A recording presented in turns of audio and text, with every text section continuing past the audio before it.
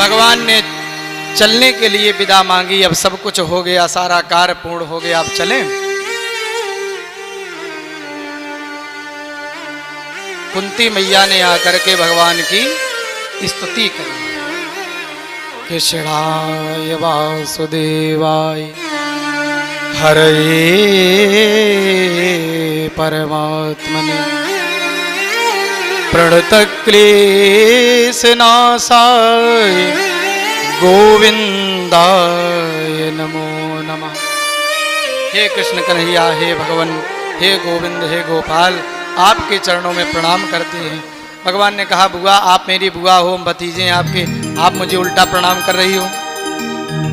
कुंती ने कहा, हमें मालूम है आप कोई साधारण नहीं हो, कुछ मांगना चाहते हो, मांगो।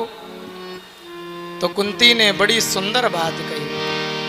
विपदा संतु नः सस्वत तत्र तत्र जगद्गुरु विपदो यत् पुनर्भव दर्शन। विपुला संतुना सस्वत तत्र तत्र जगद्गुरु। हे प्रभु, हे गोविंद, अगर आप मुझे कुछ देना चाहते हो तो संसार की जितनी विपत्ति है वो हमें दे दे। भगवान चौंके, अरे बुआ, अरे कुंती, ये आप क्या मांग रही हो? जीवन भर तो आपने विपत्ति ही झेली है।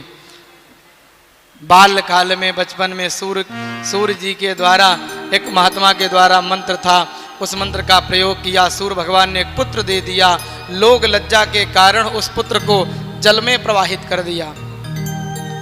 युवा अवस्था में विवाह हुआ, युवा अवस्था में ही आपके पति पांडु आपको छोड़ के चले गए।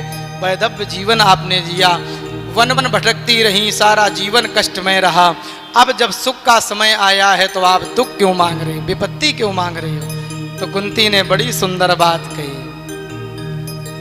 जब तक हमारे जीवन में सुख दुख रहा, तकलीफें रहीं, तब तक आप हमारे साथ रहे, और जैसे जीवन में सुख आया, संपत्ति आई, वैसे आप हमें छोड़ के जा रहे हो।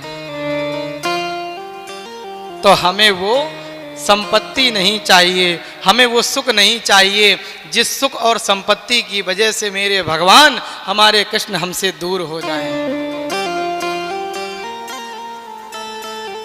विपदो विपदो नैव